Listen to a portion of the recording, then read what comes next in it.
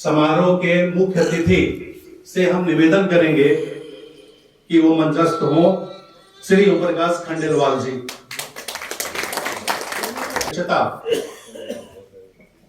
Doctor Sangamlal Tripathi भंवर जी करेंगे।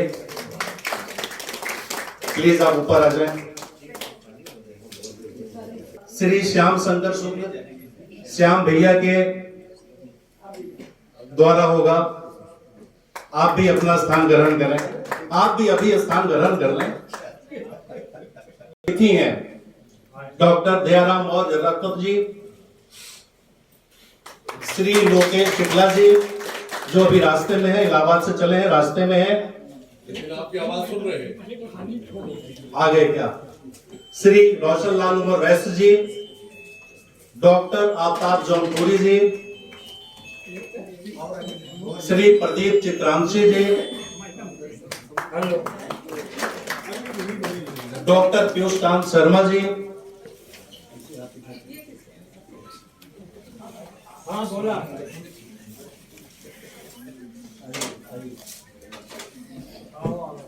और जिनके लिखे हुए पुस्तक के विमोचन के लिए हम सभी लोग एकत्रित हुए हैं, मैडम डॉक्टर शाहिरा जी।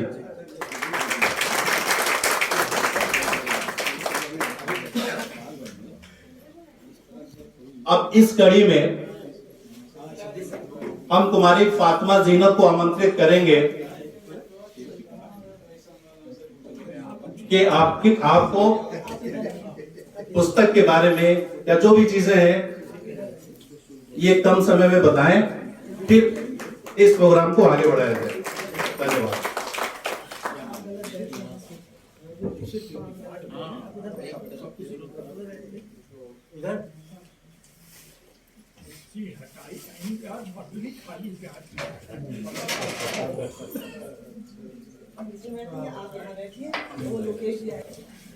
बंधन पैलेस के इस हॉल में उपस्थित सभी प्रबुद्ध जनों और गुरुजनों को मेरा कोटि कोटि प्रणाम, वंदन, अभिनंदन। जैसा कि आप सभी जानते हैं कि डॉक्टर शाहिदा जो new angel senior secondary school की प्रबंधक हैं, वो एक कवि भी हैं और एक शायरा भी हैं। उनके द्वारा पहली पुस्तक आईना 2006 में पहले ही प्रकाशित हो चुकी है और उनकी दूसरी पुस्तक मैं शायर तो नहीं अभी हाल ही में प्रकाशित हुई है, जिसके विमोचन कार्यक्रम में आज हम लोग यहाँ उपस्थित हैं। उनके अंदर एक माँ, पिता, गुरु, लीडर, गाइड, फिलोसोफर, कवि, ये सारे रूप मैंने देखे हैं। वो अक्सर रात को सोने से पहले जब खाली होती हैं दिन भर के काम से या सफर में होती हैं, तब कुछ ना कुछ लिखती हैं। हमेशा से वो लिखती आई हैं। उनकी इसी कुछ ना कुछ लिखने ने आज एक किताब का रूप ले लिया है, जिसका नाम है मैं शायर तो नहीं। आप सबका तहे दिल से स्वागत करते हुए हम स्टेज संचालक महोदय श्याम अंकल को आगे के कार्यक्रम के लिए आमंत्रित करते हैं।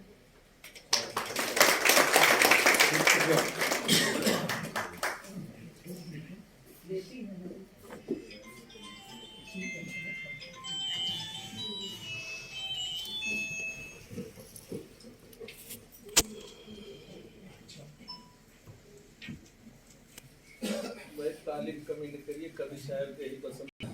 धन्यवाद, शुक्रिया।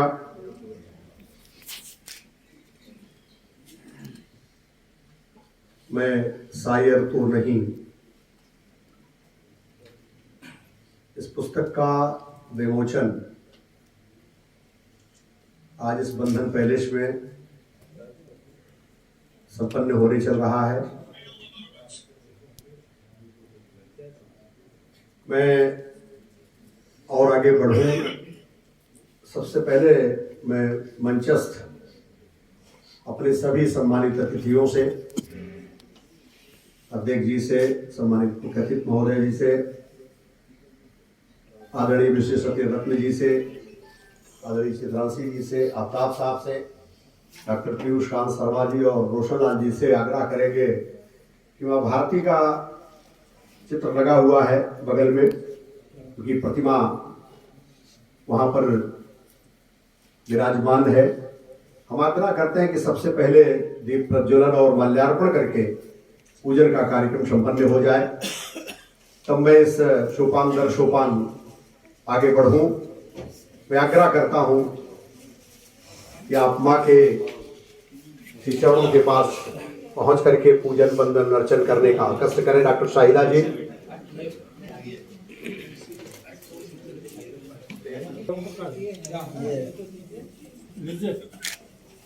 भैया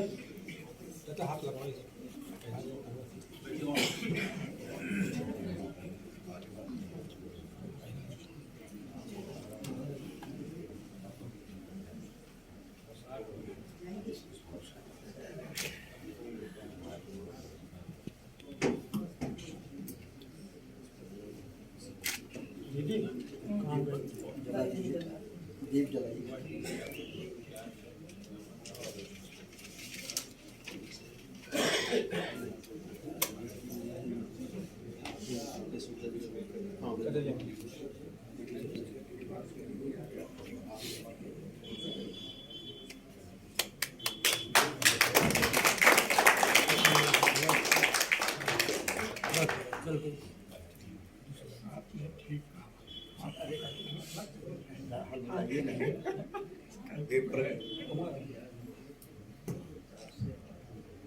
दीप प्रज्वलन और माल्यार्पण मां की प्रतिमा पर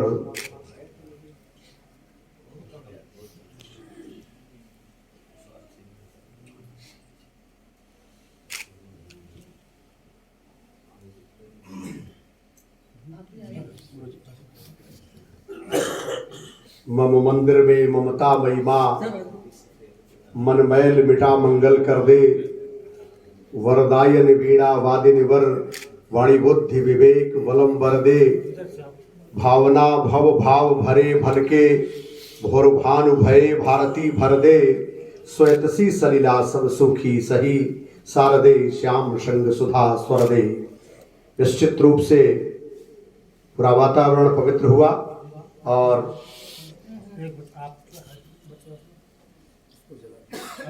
जला दीजिए, ऊपर कर दीजिए, रतिया ऊपर कर, पाती पाती सब पाती पीछे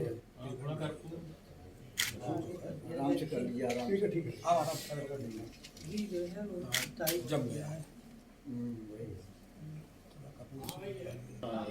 शुद्ध है ये तरीके से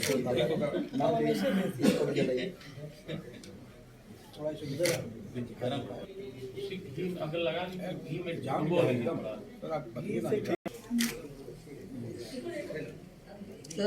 कहाँ करे चांद जाने का समय पानी बंदना करा हो गई।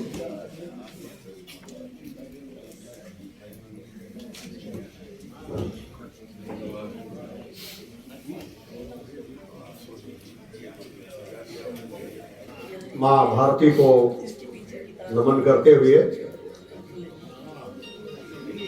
बड़ा समृद्ध मंच है हमारा आज का।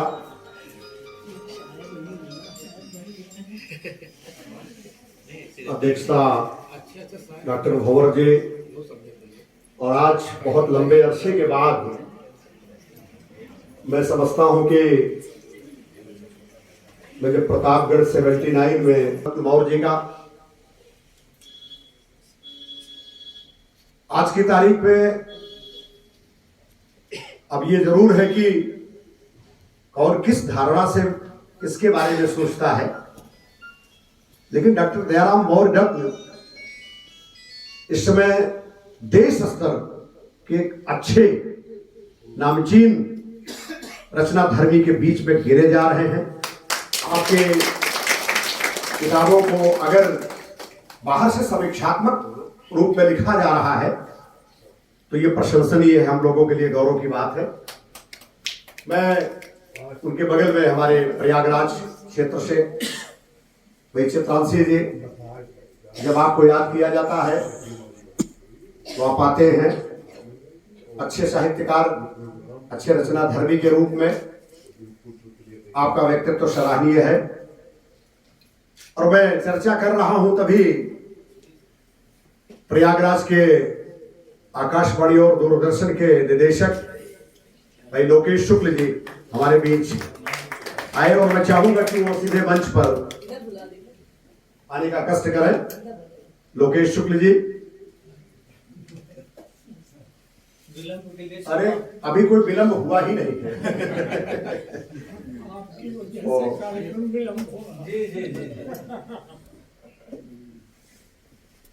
आकाशवाणी और दूरदर्शन अनवरत चलता रहता है, तो मैं समझता हूं कि उस प्रक्रिया में है आपका मामला।